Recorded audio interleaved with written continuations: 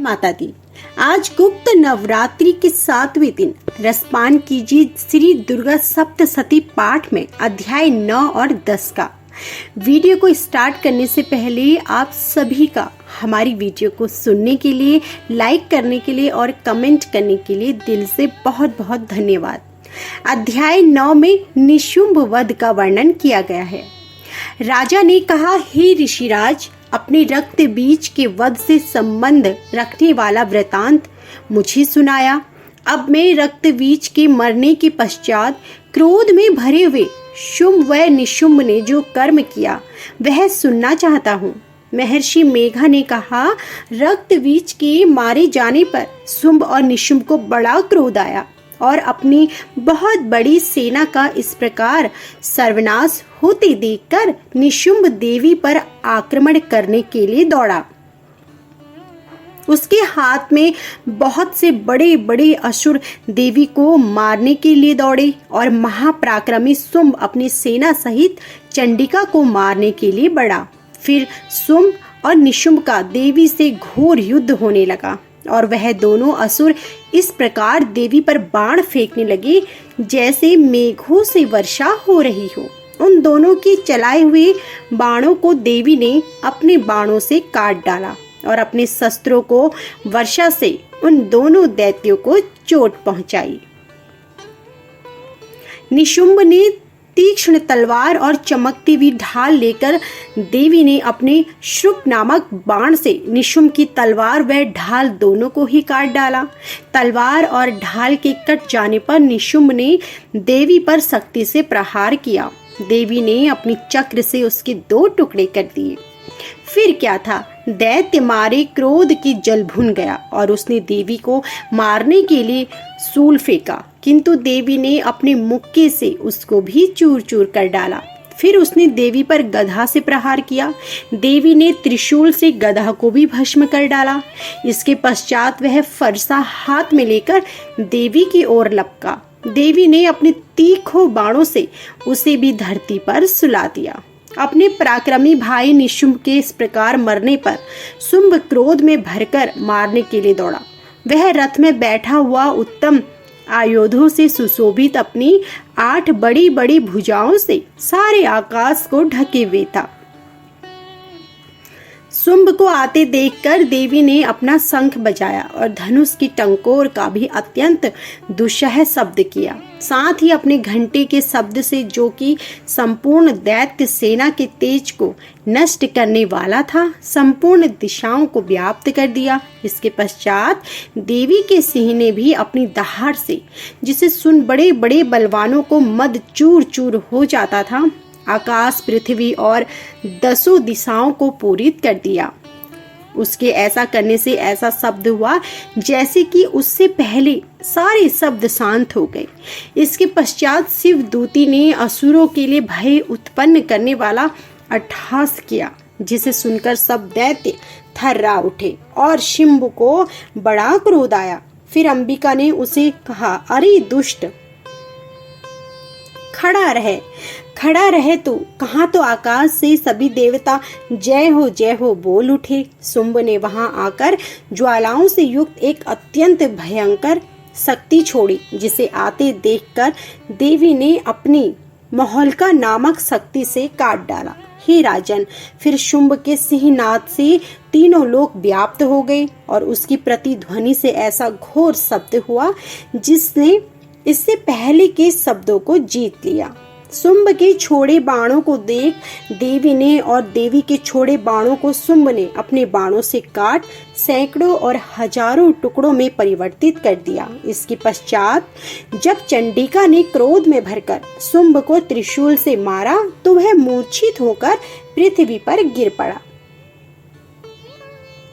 जब उसकी मूर्छा दूर हो गई तो वह धनुष लेकर आया और अपने बाणों से उसने देवी काली तथा सिंह को घायल कर दिया। फिर उस राक्षस को 10,000 भुजाएं धारण करके चक्र आदि आयुधों से देवी को आच्छादित कर सब भगवती कुपित होकर अपनी बाणों से उन चक्रों तथा बाणों को काट डाला। यह देखकर निशुंभ हाथ में गदा लेकर चंडिका को मारने के लिए दौड़ा।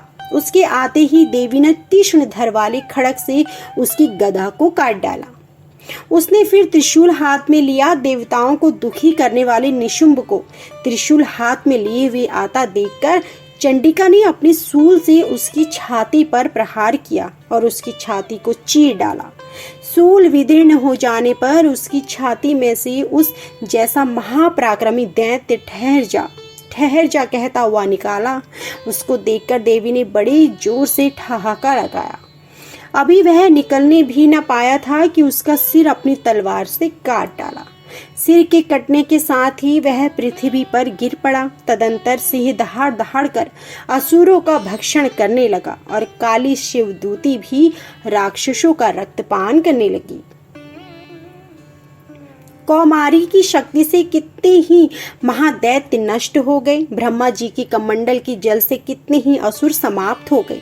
कई दैत्य माहेश्वरी के त्रिशूल से विदीर्ण होकर पृथ्वी पर गिर पड़े और कई बाराही के प्रहारों से छिन्न भिन्न होकर धराशायी हो गए। वैष्णवी ने अपने चक्र से बड़े बड़े महापराक्रमियों का कमचुमर निकालकर उन्हें यमलोक भेज दिया और इंद्री ने कितने ही महाबली राक्षसों के टुकड़े टुकड़े कर दिए।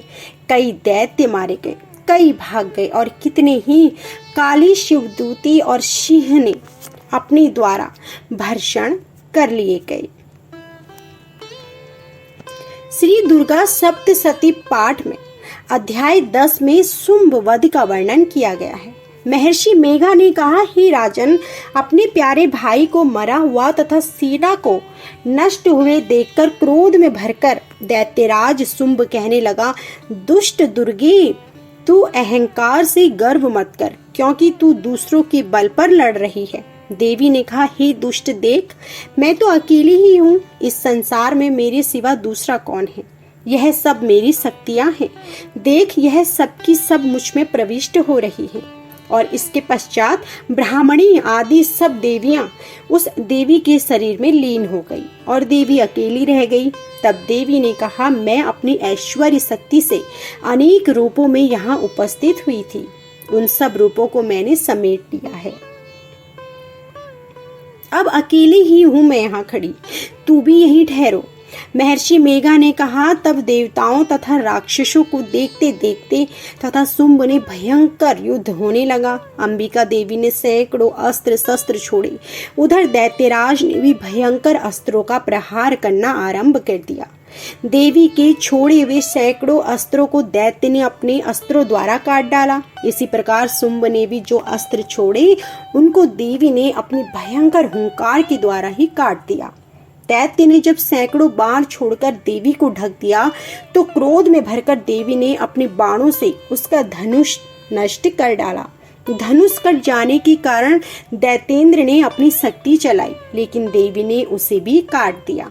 फिर दैत्येंद्र ने चमकती हुई ढाल लेकर देवी की ओर दौड़ा, किंतु जब वह देवी के समीप पहुंचा तो देवी ने अपने तीक्ष्ण बाणों से उसकी चमकने वाली ढाल को भी काट दिया। फिर दैत्येंद्र का घोड़ा मर गया, रथ टूट गया, सारथी मारा गया। तब वह भयंकर मुदगर देवी पर आक्रमण करने के लिए चला, किंतु देवी ने अपने तीक्ष्ण बाणों से मुदगर को भी काट दिया। इस पर दैत्य ने क्रोध में भरकर देवी की छाती में बड़े जोर से एक मुक्का मारा तो देवी ने उसकी छाती में जोर से एक थप्पड़ मारा। थप्पड़ खाकर पहले तो देवी पृथ्वी पर गिर पड़ा, किंतु तुरंत ही वह उठ खड़ा हुआ। फिर वह देवी को पकड़कर आकाश की ओर उछला और वहां जाकर दोनों में युद्ध ऋषियों व देवताओं को आश्चर्य में डालने वाला था। देवी आकाश में दैत्य के साथ बहुत देर तक युद्ध करती रही। फिर देवी ने उसे आकाश में घुमाकर पृथ्वी पर गिरा दिया। दुष्ट आत्मा दैत्य पुनः उठकर देवी को मारने के लिए दौड़ा। तब उसको अपनी ओर आता हुआ देखकर देवी ने उसकी छाती विदीर्ण करके उसको पृथ्वी पर पटक दिया। देवी के त्रिशूल से घायल होने पर उस दैत्य के प्राण पखेरु उड़ गए और उसके मारने पर समुद्र, द्वीप, पर्वत और पृथ्वी सब कांपने लग गए। तदंतर उस दुष्ट आत्मा के मरने से संपूर्ण जगत प्रसन्न व स्वस्थ हो गया तथा आकाश निर्मल हो गया। पहले जो उत्पात सूचक मेघ और उल्कापात होते थे वह सब शांत हो गए। उसके मारे जाने पर नदियां अपने ठीक मार्ग से बहने लगी। संपूर्ण देवताओं का हृदय हर्ष से भर गया और गंधर्व वर्णीय सुंदर गान गाने लगी।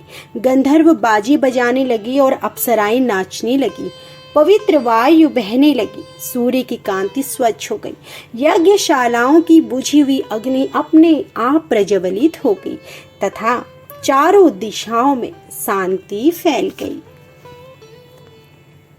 तो यह थी हमारी आज की संपूर्ण कथा। आशा करती हूँ कि आपको हमारी यह वीडियो पसंद आई हो। वीडियो अगर आपको पसंद आई हो तो वीडियो को लाइक करना ना भूलें।